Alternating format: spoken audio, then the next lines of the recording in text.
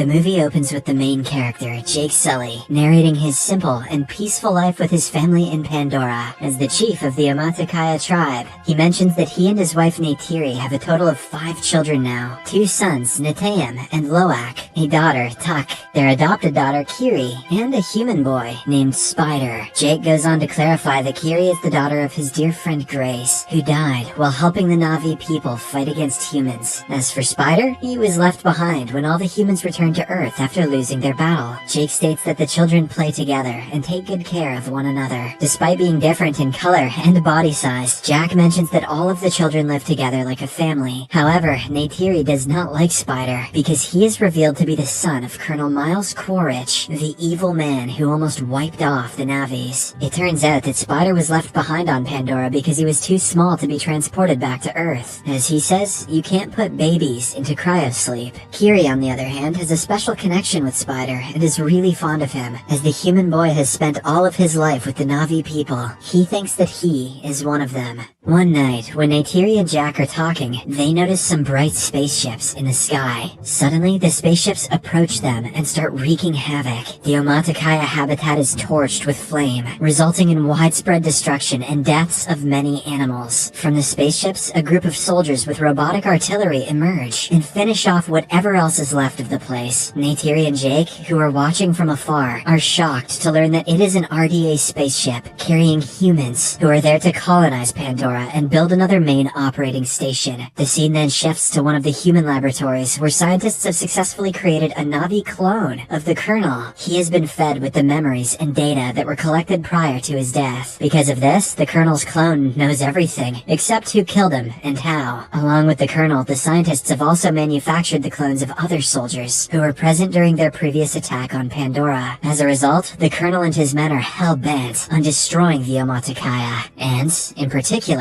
Jake. Meanwhile, in an attempt to ward off intruders, Jake leads a Na'vi army towards the RDA train supply lines. He successfully infiltrates it and manages to steal ammunition and food supplies. During this operation, one of his sons, Loak, does not listen to his orders and gets himself wounded. Jake scolds him and asks him to be more disciplined from here on out. On the other hand, the Colonel meets his senior, General Ardmore, who informs him about the Na'vi's flying partners called Scounds. They are currently attacking their helicopters and slowing them down. Hearing this, Quaritch makes a master plan to invade the forest, where they battled previously, and gather some information about them. Soon, he arrives at the forest along with his other companions. Unfortunately, Jake's children are also playing around in the same forest. Right then, the Colonel looks around the previous battlefield and discovers his robotic suit with his remains still inside. All of this is observed by Loak, and he immediately contacts his father with the help of a voice transmitter around his neck. Jake listens to this and suggests that Loak stay away from them and leave the place quietly. He and Neytiri then fly toward the forest to check on their children's safety. Sadly, when Loak and his siblings try to flee, they are captured by the humans. The Colonel takes a closer look at their fingers and gets to know that they are his arch-rival's children. Just then, Neytiri and Jake arrive there and attack the soldiers. They manage to free most of their children, but not Spider. The boy is unfortunately taken away by the evil humans. Later, when the Colonel asks Spider his name, he quickly understands that he is his son. Back in Omaticaya, Jake approaches his wife and suggests that they leave the place and head towards the eastern seaboard. He is worried about Spider revealing their location to the Colonel and his people. Jake also tells Neytiri that until he is there with the tribe, the humans will keep attacking them, as he is the one who killed Colonel Quaritch in the first place. Neytiri doesn't want to leave her beautiful home, but she knows that whatever her husband is saying is true. Hence, she agrees to migrate with him.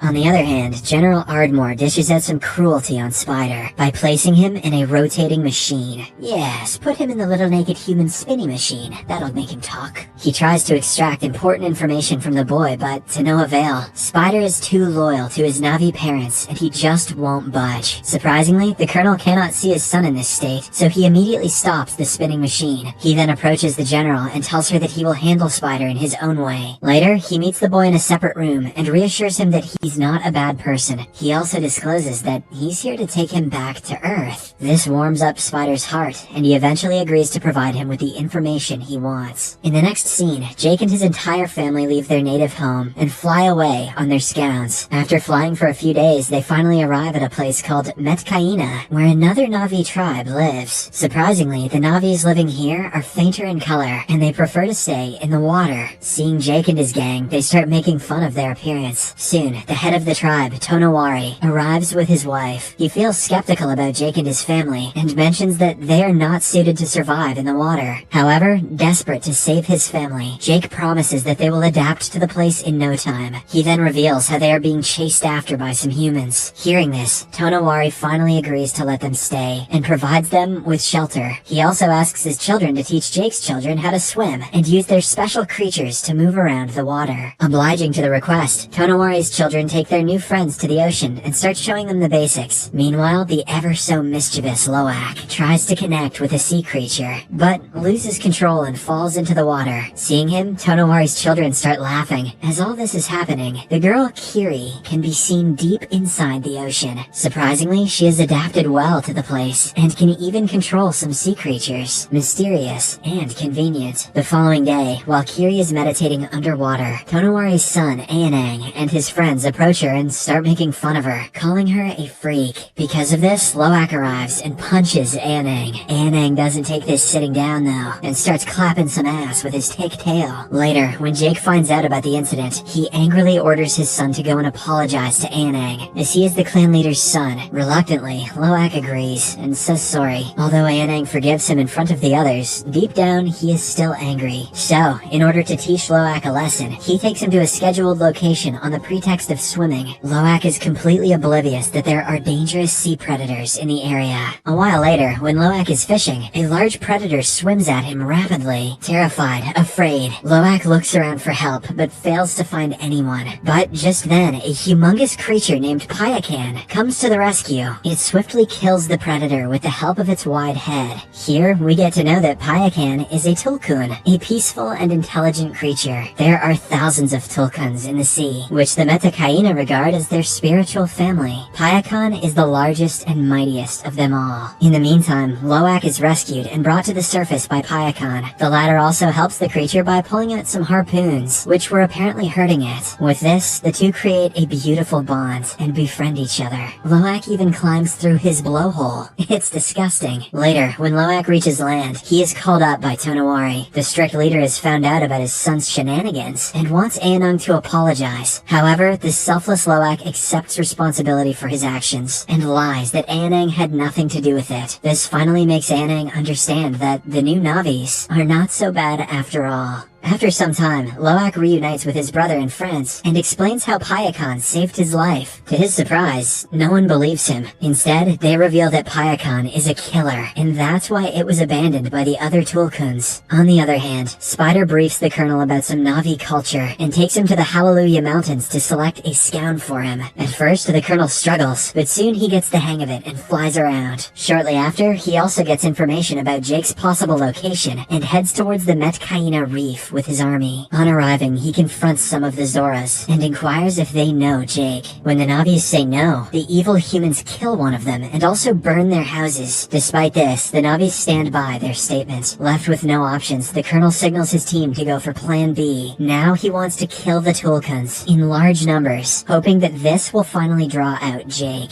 But there is another advantage to killing them. The Tulkuns have a precious liquid inside their brains, which can increase the longevity of life. On Earth, a single liter of this liquid will go for millions. Space whale brain goop, the only resource more valuable than unobtainium. Soon, some hunters start chasing after the sea monsters. They strike numerous trackers into them and render them unconscious. In a heartbreaking scene, we can see a mother Tulkun brutally laid to death, while her offspring lays by her in shock. The humans eventually leave, with the trackers still inside the Tulkuns. When the Metkayina discover that their friends are getting killed, they become angry and decide to engage engage with the attackers. However, Jake calms them down and mentions that they need to inform the Tulkuns about the trackers first. This is the only way that they can prevent a future strike. As soon as Loak hears this, he leaves to inform his best friend Payakan about it. Aonung and a few other locals also join him. After a while, they eventually meet Payakan and prepare to pull the tracker out of him. But just then, the colonel and his hunting crew arrive in their whale ship. After seeing them, Loak connects to his father and informs him about the situation. In the nick of time, he and his friends also manage to pull the tracker out from Payakan's body. After this, they hide underwater while the colonel's crew starts looking for them. Meanwhile, Jake approaches Tonowari and informs him that their children are missing. This worries the latter, and he quickly orders his people to prepare for war. Jake and Neytiri also grab their weapons, and soon all of them collectively head towards the battlefield. On the other hand, the colonel orders his crew to launch their attack on the Tulkuns and find Jake's children. After searching for a while, they eventually find Kiri and Took and capture them in a net. Loak tries his best to tear the net, but gets himself pulled to the whale ship with it. Soon, the colonel arrives and cuffs them to the railing of the ship. He then takes Loak's color transmitter and asks Jake to surrender for the safety of his children. Having no options, Jake agrees to his conditions. At the same time, Payakan notices his best friend Loak handcuffed to the deck and decides to save him. In a risky move, he suddenly jumps onto the deck and starts moving his massive fins. This throws away a lot of soldiers and obliterates the ship. Taking advantage of the distraction, Jake and the Metkayina also launch their attack on the colonel and his army. They want to save their children, but they also want revenge. Meanwhile, Spider breaks the controller of the whale ship, causing it to strike the rocks and allow water to fill inside it. Next, Jake and his eldest son Neteyam quickly climb the deck and free Loak, Took, and Kiri. Then they order the children to return to safety, but Loak refuses. Instead, he decides to save his adopted brother Spider. Neteyam also joins him, and after a bit of searching, they find Spider. When they are about to leave the ship, the colonel notices them and opens fire. Unfortunately, Neteyam gets hit by one of the bullets and is severely injured. Loak and Spider immediately take him to the shore to their mother, but because of the excessive blood loss, he passes away. Seeing her son die right in front of her eyes, Neytiri starts crying and screaming loudly. Meanwhile, the evil colonel manages to capture Kiri and Took using his scown. He later connects with Jake and reveals that both his two daughters are with him. After getting this information, Jake somehow calms Neytiri down and persuades her to join him and save their daughters. The latter obliges, and filled with rage, she calls her scown, grabs her bow and arrows, and goes flying towards the ship. Soon, Jake approaches the ship and causes an explosion, killing the colonel's men. Neytiri also arrives there and starts shooting arrows at the remaining humans, killing them all instantly. Meanwhile, Jake finds his little daughter, Took, and frees her. But at the same time, the colonel also shows up. He is holding Kiri at knife point. He threatens Jake to put down his weapons, and the latter reluctantly does so. In the meantime, a vengeful Neytiri captures Spider and threatens to kill him. At first, the colonel mentions that he has no relationship with Spider, but when Neytiri makes a small cut in the boy's chest, he immediately leaves Kiri. With this, Neytiri and her family prepare to leave, but the colonel mentions that he will again hunt Jake down and kill him. Later, Jake realizes that he needs to eliminate the colonel to live a peaceful life. Hence, he returns to the battlefield. This time, the arch rivals fight each other in an old-fashioned fist fight. It is a brutal one, and the two match each other stride for stride. But in the end, it is our hero Jake who prevails. He manages to wrap his arms around the colonel's neck and knock him unconscious. Jake assumes that he is dead and lets him drown in the water. Unfortunately, he too struggles to breathe and starts sinking to the bottom. But at the same time, Loak comes to his rescue and brings him to the surface. Later, Payakan carries the whole family and brings them to the shore. On the other hand, Spider also pulls his biological dad out of the water and saves his life. But when the colonel asks him to leave the place with him, Spider refuses and returns to his adoptive family. In the last scene, Jake's family and the whole Metkayina tribe bury Neteyam's body at the bottom of the ocean, where the lighting tubes embrace him like their own. The movie ends with Jake remembering the best memories of his elder son and realizing that he is in heaven with